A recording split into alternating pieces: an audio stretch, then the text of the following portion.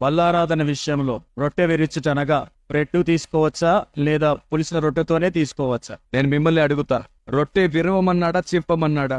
మరి విరవాలంటే ఎలా ఉండాలి? అది విరవాలంటే కొంచెం లావుగా ఉండాలి కదా. చపాతీ లాగుంటే చించాల్సి వస్తుంది. రెండోది, పులియని పిండి పొంగని రొట్టె అన్నాడు. పులియకూడదు అంటే అది బ్రెడ్ అవ్వకూడదు, పొంగకూడదు అంటే అది చపాతీ అవ్వకూడదు. సో కొంచెం లావుగా. మీకు అరిసెలు తెలుసా? చపాతీని ఒక 6 చపాతీలు కలిపితే ఎంత లావు అవుతుంది? అంత పెద్ద రొట్టెను చేసి చిన్న మంట పైన ఒంట్లు దగ్గర పెట్టుకుని పొంగకుండా కాలిస్తే దాన్ని విరుచుకోవచ్చు మనం. రీసెంట్ గానే యూట్యూబ్ లో WCM సెబీ క్రిస్మస్ అని ఒక వీడియో పెట్టాం. దాంట్లో నేను రొట్టె విరవడాన్ని చూశారు.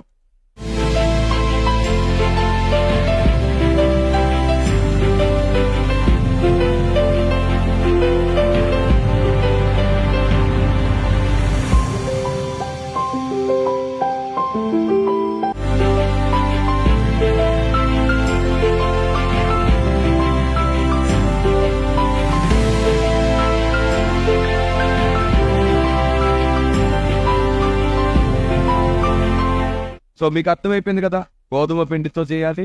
బతకం ఎందుకు, బ్రెడ్ ఎందుకు? ఒక వ్యక్తి ప్రతిష్ఠింపబడి ప్రార్థన చేసుకుని ప్రతి ఆదివారం చేస్తే సరిపోయింది. లేదా సంఘం పెద్దదైతే 4గురినో 5గురినో నియమించుకుందాం. ఆనాడు పరిచారకులు, యాజకులు, పరిచారకులు నియమించేవారు. అలాగే నియమిద్దాం. వాళ్ళు ఉదయం లేచి చక్కగా స్నానం చేసుకుని అందరి కోసం ప్రభు శరీరాన్ని, రక్తాన్ని సిద్ధపరచడానికి వారు ప్రతిష్ఠించబడతారు ప్రత్యేకంగా. ఎందుకో బేకరీలోకి వెళ్ళి తెచ్చుకోవాలి మనం? వద్దు.